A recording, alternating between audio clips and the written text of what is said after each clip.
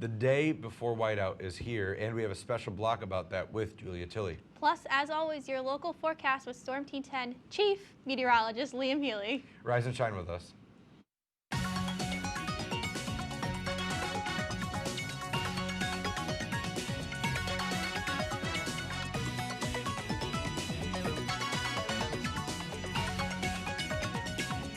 Yeah, we got a great show ahead, like we said. But before we get into it, it's been grinding my gears all week. It's been ruffling my feathers. Caroline, I gotta ask you before we start, just to get a little juice going. Is it too early for Christmas music? People are playing it. Yes and no. Like I was like thinking about it. Like it's fine to just sit there, listen to it like by yourself with your friends, whatever. Too early for the radio. But you explain to me the difference. It's like the fact that like I don't know. It's like hard to explain. Like with the radio, if I like heard it now, I would like judge them a little, thinking like, oh, you're pushing it on me too early. But if like I like purposely by myself, I'm like, I want to listen to Mariah Carey right now, like that's fine. Okay, I mean, I will judge your selection of Mariah Carey for Christmas music just because I think I hate that song. It just gets played all the time. But I guess I can understand playing it like. I say I want to wait until after Thanksgiving, but most likely next Wednesday, not even, like after tomorrow, like after whiteout weekend, I'll probably start playing like the Vince Grimaldi trio, the Charlie Brown Christmas music at home, just because I don't want to be a Debbie Downer, and I love Christmas. All right, well, moving on. Instead of buying a new toy or game, a Florida third grader put his birthday money to good use. As Melanie Michael reports, he gave it to his teacher, calling it a pay raise. No doubt you've heard the catchphrase, pay it forward. So has Parker Williams. In fact, this 9-year-old lives by this motto, always conscious of being kind. I think more people should be nice because it's just a better thing to do than being mean. For Parker, the decision to do something good came easy. He says paying it forward meant a pay raise for the one person who he says has the most important job, his teacher.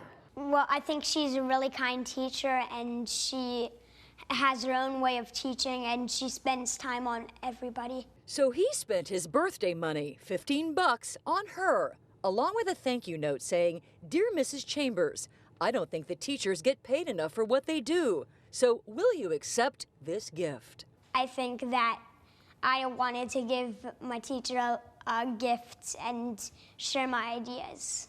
The first reaction was just really my eyes welling up with tears. Parker's mom and dad never knew about his pay raise plans. They found the note in his backpack, along with his teacher's response. She politely told him, "I can't accept this, but appreciate the gesture, Parker. Students like you are the reason I teach." So while the raise was returned, it was the reward, Parker says, that reminded him, paying it forward always pays off.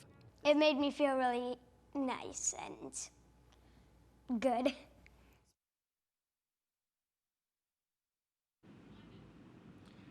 Parker's dad posted the pay raise idea on Facebook, and it has gone viral, so we hope that only grows from there. Moving on, a 14-year-old from Pennsylvania has come up with an idea to eliminate a car's blind spots.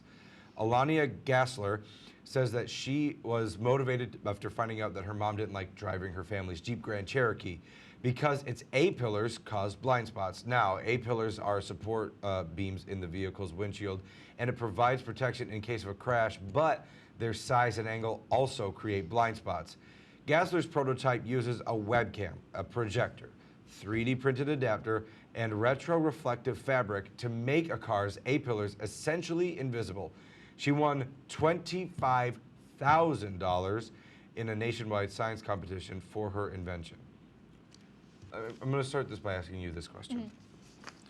Did you ever do a science fair, and did you ever use a 3D printer or a projector? I've done like science projects before, but like at 10 years old, making cookies with like different flour. I've never got the chance to use a 3D printer, but my high school had one, and I really wanted to, but like I didn't take the class for it. I really am always really jealous of like students who have, like high school students who have the ability or knowledge to like go and use this technology, because I think like in high school I wasn't good at much really at all. But technology, I was pretty good at that.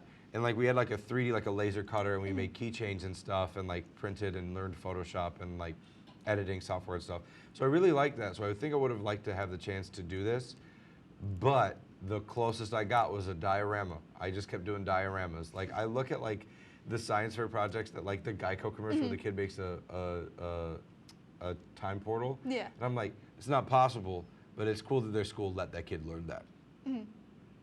I'm a goof. So you go ahead with the next story. All right. Well, the cups are back. Starbucks is rolling out its signature red and green cups to mark the beginning of the holiday season.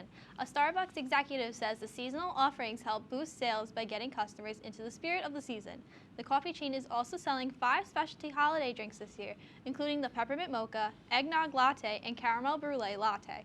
The cups and special drinks are expected to be back in stores on Thursday. Are you not a coffee person? I hate it. Like, it's not even just like I dislike it. No. Hot take alerts. Okay, I'm not a Starbucks person by any means. I'm one of the people that believe that like you should just make your coffee at home, right? Other than like the times that I'll get something on the way to class early in the morning, like at Dunkin'. But I don't typically go to Starbucks. However, Christmas time, different story. That caramel brulee latte with the crispy crunchies on the top. Wow. And then the eggnog latte. By the way, have you ever had eggnog? No. We'll do that. We'll do that on Rise and Shine before right. the year's done. We'll do eggnog, we'll exchange gifts, and we'll go sledding. All right. All of that at the same time. But, okay, so, do you think that if you ask them to do peppermint hot chocolate, well, they do a peppermint hot chocolate, but like a caramel brulee hot chocolate or an eggnog hot chocolate? I don't know how they would, though. I don't know much about It's just flavor. It's just pumps. Just Well, I boop, don't boop, boop, boop. We've made it. Scratch the eggnog hot chocolate idea. As soon as it came out of my mouth, I was like, that's a bad idea. That sounds disgusting, and I regret it. It's a sin. All right, anyway. Small homes, are being built by big hearts. Alyssa Nolan started a group called Tiny Homes for Campfire Survivors. She started the project after she lost everything in 2008 in the Butte Lightning Complex fires, and she lost her home, where she lived with her 8-week-old son. That experience, she said, inspired her. There are already more than 500 people on the waiting list for a tiny home, and Nolan is looking for volunteers to help put them together. I love tiny homes. I know. That's all I can say. We've talked about the tiny homes. I think the tiny homes are cramped, but the story's not about the tiny homes. The story is about, well, it is about the tiny homes. It's about like what the tiny homes are for. Yeah. And I think this is a really cool story. Like her, like basically starting this initiative and moving into California, where like this is becoming like a monthly ongoing issue where people are losing their houses. And it's like you see it everywhere with like the fires and like everyone losing their houses. It's the fact that like most tiny homes are portable. So it's the fact that like you can take one and then try to get away from the fires as much as possible, even though like you're leaving like everything you know like from where you are, but it's like very helpful in that part. Yeah, you're bringing shelter with you. That's a big deal. And I also like I love the fact that there is a waiting list for this. I love the fact that there are people who are like signing up. It's a really cool initiative, Yeah, right? definitely. So I hope that they just keep going and they keep doing better things. All right, well, moving on. Ready or not, or believe it or not, Christmas is right around the corner, and a massive tree in Red River, Mexico will be at the center of the holiday season in Washington, D.C. That's right, but it has to travel 1,800 miles first. Francesca Washington has the full story. My, it's good to see everybody out here. It's good to see you. Christmas came early in one New Mexico town this year. Red River is a nice little Christmas community, so I think it's very exciting for them. And at the center of it all, and this is the tree that's going to shine up in Washington. of all the trees in the Carson National Forest, This tree has the growth from the bottom up, and it does have that cone effect. this 60-foot blue spruce is this year's People's Tree and will be on display on the west lawn of the U.S. Capitol. It's gorgeous. You almost hate to see it cut down, but it's going to be such a statement, and it's going to look so beautiful next to the Capitol. Today, hundreds of people gathered to watch crews cut down the tree. This is something you don't normally get to see. Cuesta Mayor Mark Gallegos did the honors. You don't want to have any snags. You don't want to have any incidents where something gets stuck or your chain gets locked up underneath a tree. Once the tree was cut, it was quickly lifted then loaded up for a 2-week journey to Washington, D.C. This tree is a beacon of light and inspiration and hope. 3 drivers will split the 1,500-mile trip. This is like a parade. I don't think there's going to be a lot of showing off like this right here. And the tree will make stops at nearly 30 communities along the way. Oh man, this is, it's special. Francesca Washington, KRQE, News 13. In about 2 weeks, when the tree gets there, the entirety of my parents' home and my dorm room will be decorated. That's right. And speaking for my mom, shout out to Amy Diane, 2 weeks from now, it's baking season, prime baking season. So everybody's excited for molasses cookies. Anyway, coming up after the break, we have Storm Team 10 meteorologist Liam Healy with a forecast. So what's going on? I heard snow. Please let me know. Yep, we do have snow in the forecast for you here, and we have a look at our temperatures right now. These are actually right around our highs of the day. Temperatures are going to be falling all day as our snow begins to move into the area. I'll have my full forecast coming up after the break. You're watching Rise and Shine at 9.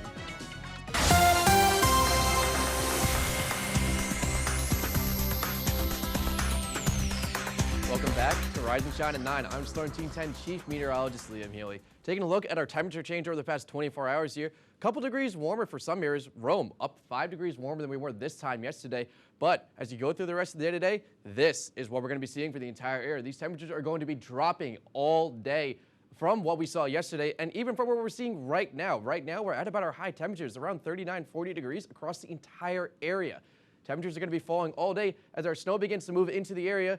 See, one issue we're having today is that our radar KTYX is down, so we're relying on some ground truth observations from our weather stations. Right now, it doesn't look like much is falling across our area here. Cloudy skies indicated. Maybe a few sprinkles here at Fulton. We're going to watch this snow move into the rest of the day. Might not be able to see it on radar, but you'll definitely see it on the ground as you get through the rest of the day today. And checking out, and let's time it all out for you here. Snow moving into the area. This is about 9 a.m. This model is a little over-enthusiastic about what's happening right now. Some of this may not be reaching the ground. This might be picking up on what the radar is missing right now, but obviously none of it's making it to the ground as of this moment. As you head through the rest of the day, though, you see the snow continue. Temperatures dropping, 35 degrees in Oswego, 33 in Adams, down below freezing in Harrisburg at 30 degrees. And these temperatures are going to continue to fall throughout the day. Maybe they might steady out, maybe in a couple spots like Oswego didn't really drop too much there. But as you head into the evening and our snow begins to move out, we're going to see these temperatures plummet, 27 degrees, 24 degrees, 21 degrees up in Watertown. These temperatures are going to be below freezing throughout the entire evening. So anything that does fall as rain or maybe that melts on contact with the ground, we're going to be watching this to refreeze through the rest of the day. And as you head through Friday, temperatures are going to stay cold. You're not really going to see too much of a warm day for your whiteout. Maybe even a few lake effect snow showers possible throughout the day. Highs on Friday, maybe topping out around 35 degrees. And heading into Saturday morning, lows again, once again, mid to upper 20s. It's going to be a chilly couple of days. And these are our thoughts right here on what we're expecting for snowfall. Coating to an inch across most of the areas. Higher elevations here. Going to be seeing 1 to 3 inches. Maybe it could be a slushy 1 to 3 inches out there. So do keep aware. Again, let's talk about black ice one more time. It's not really black. It's really just a thin layer of ice that's on the roads. And please be careful on the roads over the next 2 days, as this is going to be a big issue potentially. The roads on especially untreated surfaces and secondary roads could be a huge issue. So as we head into our 7-day forecast here, we're going to be checking out that it's going to be a pretty cold couple of days. We'll be right back with more Rise and Shine in just a few minutes.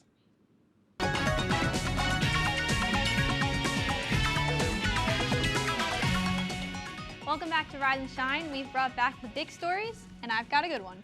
Yes, I'm super excited to hear about what you had to say about the Little Mermaid show, so take it away. All right, critics were not thrilled with ABC's half-acted, half-animated event, The Little Mermaid Live, on Tuesday night, with having stars like Queen Latifah as Ursula, Shaggy as Sebastian, John Stamos as Chef Louis, and O'Leary Carvalho, who will also voice Moana, as Ariel.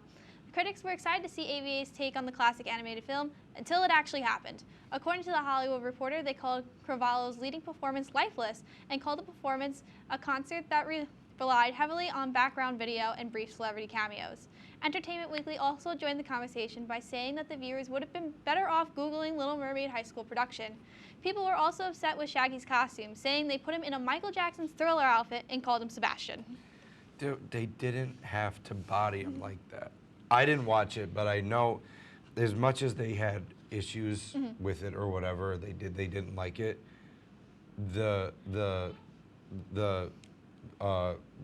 show brought in an 8.9 million viewer share, so I think they're going to be okay. All right, excuse me. Feeling under the weather because last month's weather is so different from this month's weather. Segue. Last month, if you found yourself saying, man, it's been really warm lately, you probably weren't the only one. In fact, scientists say last month was the warmest October on record.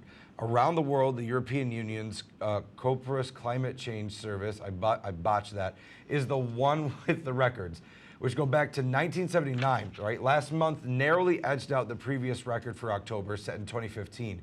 And it's not just October. Every month so far this year has ranked as one of the warmest for that month. Though some parts of the world saw below average temperatures, it's Copernicus, I got crushed right there. Since the 1970s, the overall average rate of warming in the world is around 0.32 degrees Fahrenheit per decade. And we're getting to the point now where like every month is the warmest that we've ever seen. It's just warm. It is just warm. All the time. It's just getting warmer. But as Liam, our chief meteorologist, Liam Healy, would like to point out, still going to get snow. Yes. We'll always get snow. Okay, it's time to take a quick break, but when we come back, we have a special Whiteout entertainment block with Julia Tilley, so stay tuned.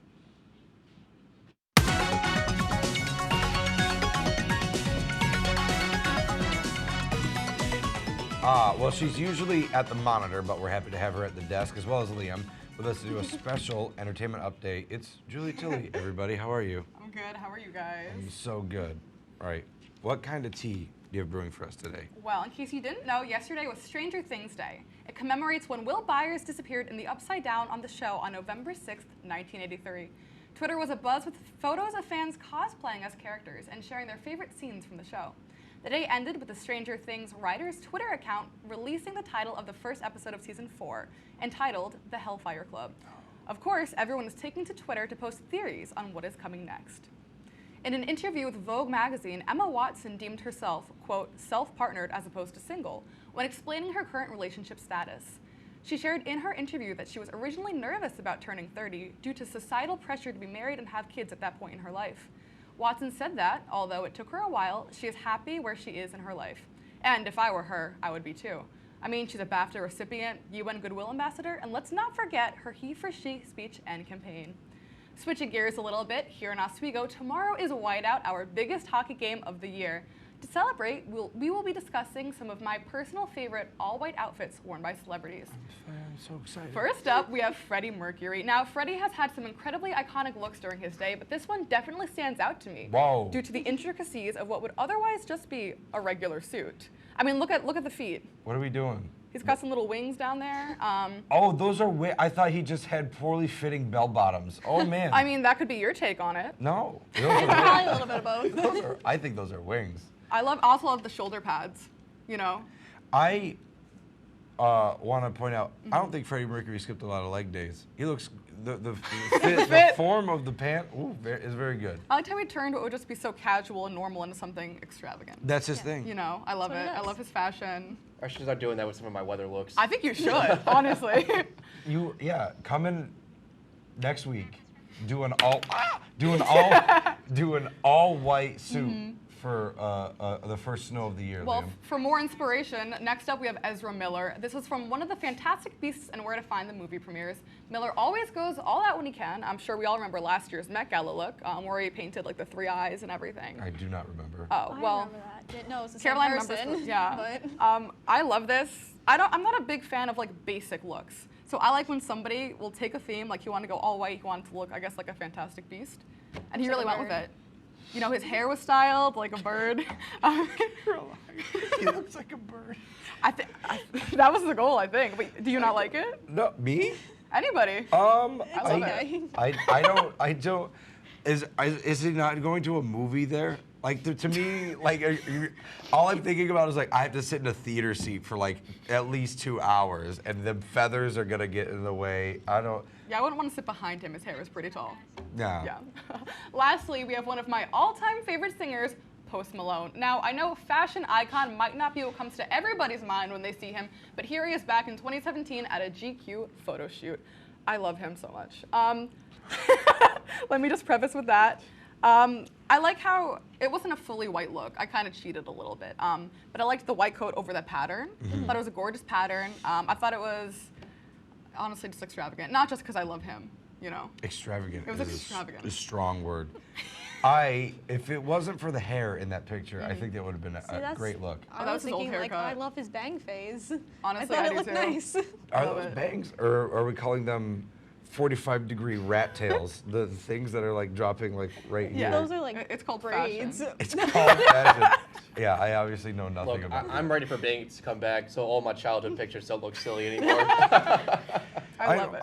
How long, how many pictures of One Direction members did you go through until you were like, there's I'm nothing gonna be that they honest, a won lot. this- Okay. A lot. Look at a lot of Harry Styles' suits. Oh my God. A lot Because he's of definitely school tours worn and in stuff. all white. Oh, of Okay. course. Anyway, I will propose the question at the beginning of the show to meteorology and entertainment. Okay. Is it too soon for Christmas music? Never. No. No. No. You're wrong. Yeah. I'm wrong?